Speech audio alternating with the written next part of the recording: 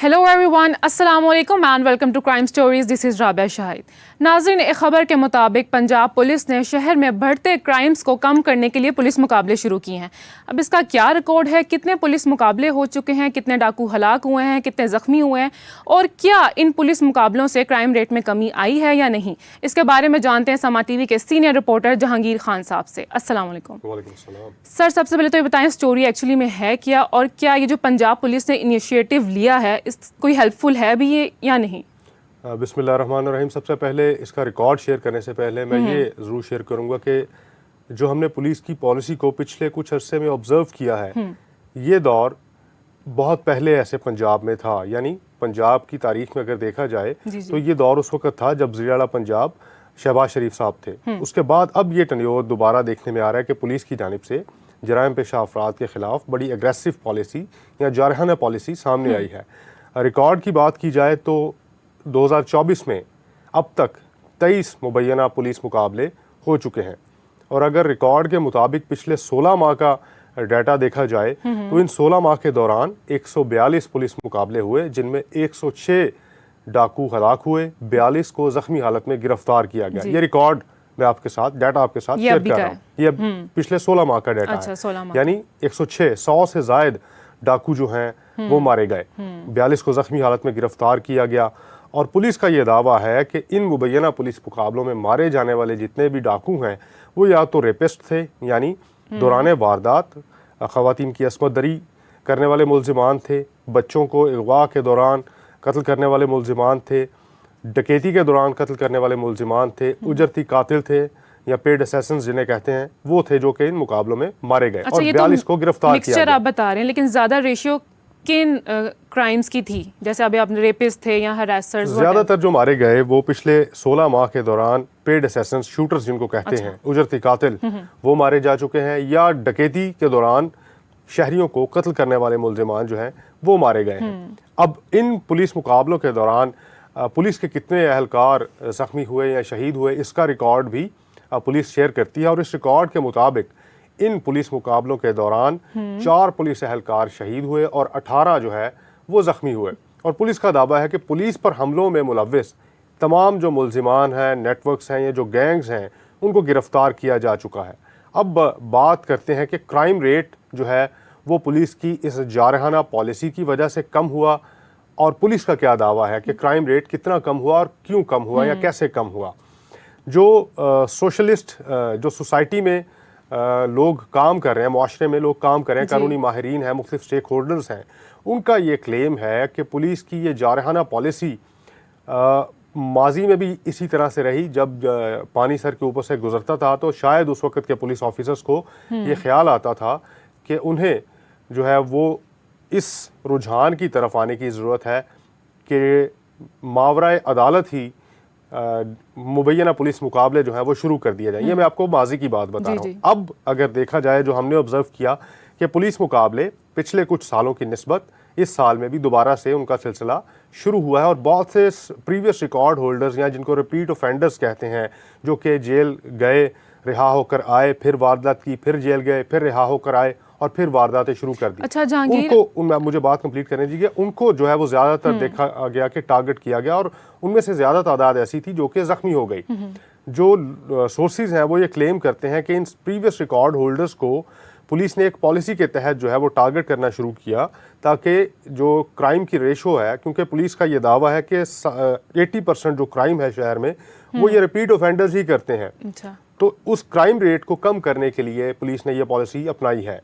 जी अच्छा, अभी आपने हमसे डाटा शेयर किया कि प्रीवियसली जो भी पुलिस मुकाबले हुए हैं और अब हुए हैं, तो मैं आपसे ये पूछना चाह रही हूँ कि डिफरेंस क्या था। जब पहले मुकाबले इस तरह के होते थे पिछले सालों में, 2014-16 आपने जिक्र किया, तो क्राइम रेट में क्या तब कमी आई थी, या अब के जो पुलिस मुकाबले हुए हैं उनमें ज़्यादा बेहतरी है कि कमी आई है एक्चुअल में? अच्छा देखें, बात यह है कि पुलिस का रिकॉर्ड देखें या पुलिस का क्लेम देखें, तो उस क्लेम के मुताबिक पिछले 10 साल से तो मैं ये देखता आ रहा हूँ कि हर साल ये दावा किया जाता है कि क्राइम रेशो जो है वो कम हुई है। 10%, 20% या 30% कमी वाक़ई हुई है क्राइम में। ये पुलिस का क्लेम होता है हर साल। लेकिन ग्राउंड रियलिटी पे बात की जाए तो डकैती के दौरान कत्ल, robbery, street robbery, house robbery की वारदातें उसी तरह से रिपोर्ट होती रहती हैं। अब पुलिस का ये क्लेम किस हद तक दुरुस्त है या दुरुस्त नहीं है, इस पे हम कोई अपनी हतमी राय नहीं दे सकते, क्योंकि उसके लिए हमें रिसर्च वर्क जो है वो प्रॉपर करना पड़ेगा। विदाउट रिसर्च वर्क हम इस दावे को झुटला नहीं सकते। लेकिन इस 30% जराइम में जो कमी आई है, पुलिस उसकी वजह या उसमें कमी की जो बताती है कि कमी किस तरह से वाक़ हुई, तो पुलिस का ये कहना है कि मौसर पेट्रोलिंग यानी डॉल्फिन की दोबारा से पेनिट्रेशन शहर की सड़कों पर और प्रीवियस रिकॉर्ड होल्डर्स को गिरफ्तार करने से ये कमी वाक़ हुई है। लेकिन अगर ग्राउंड रियलिटी का एनालिसिस किया जाए तो जिस तरह से पुलिस मुकाबले अब 2024 में या 2023 के आखिरी महीनों में शुरू हुए थे, वो भी एक बड़ी वजह कंसिडर की जाती है कि इन मुबैना पुलिस मुकाबलों की वजह से जो कि रिपीट ऑफेंडर्स थे वो या तो अपाहज हो गए, ज़ख्मी हो गए और 6 माह तक या 1 साल तक वो चलने फिरने के काबिल नहीं रहे। तो वारदातों में एक बड़ा जो है उसको कह सकते हैं कि क्रंच आया कि दोबारा से उस तरह से वारदातें नहीं हुई।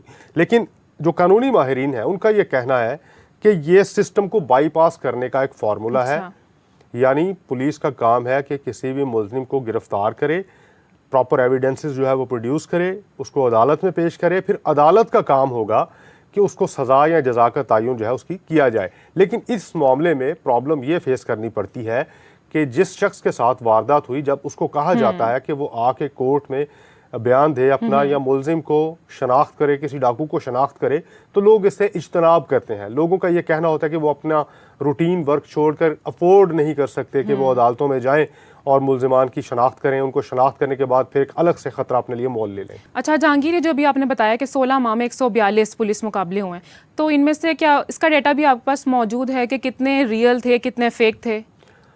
राबिया, मैं फिर वही बात करूंगा, अनटिल अनलेस हमारे पास कोई एविडेंस ना हो, हमारा रिसर्च वर्क कंप्लीट ना हो, तो हम डिक्लेयर नहीं कर सकते कि कौन सा मुकाबला झूठा था या कौन सा मुकाबला सच्चा था।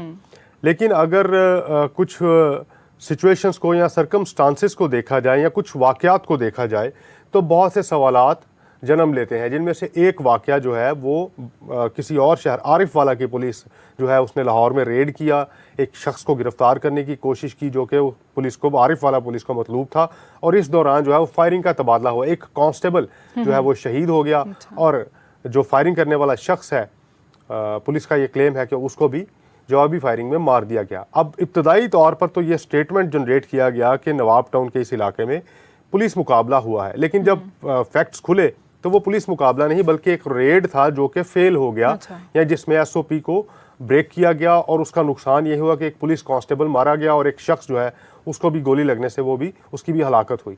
और भी बहुत से ऐसे केसेस हैं सामने आए हैं जिनमें बहुत से सवालात जन्म लेते हैं कि ये पुलिस मुकाबला मुतनाज़े था या ये पुलिस मुकाबला जो है ये मुकाबला नहीं था, इसको बनाया गया। लेकिन अल्टीमेटली बात वही है कि प्रूव करने के लिए बहुत से सॉलिड एविडेंसेस और बहुत सारा रिसर्च वर्क जो है वो रिक्वायर्ड है। अभी ये कहा जा सकता है कि इस पॉलिसी की वजह से शहर के जराइम में किसी हद तक कमी वाक़ई ज़रूर हुई है, लेकिन फिर वही बात कि कानूनी माहिरीन जो है वो इसको एक दुरुस्त तरीका करार नहीं देते। अच्छा, जब ये पुलिस मुकाबले चल रहे होते हैं, अभी आपने बताया कि कभी अगर फेल हो जाए कोई मिशन, तो इस तरह जो क्रिमिनल्स हैं वो अलर्ट नहीं हो जाते? अब देखें, ये एक डेटरेंस इसको कहते हैं कि अब चूँकि पुलिस मुकाबलों का सिलसिला शुरू हुआ, बहुत से डाकू मारे गए, बहुत से ज़ख्मी हो गए, तो जो रिपीट ऑफेंडर्स या जो गैंग्स ऐसे एक्टिव थे शहर में, उनमें डेटरेंस यानी खौफ एक ऐसा पैदा हो जाएगा कि पुलिस जो है वो अब माफ़ नहीं कर रही है, छोड़ नहीं रही।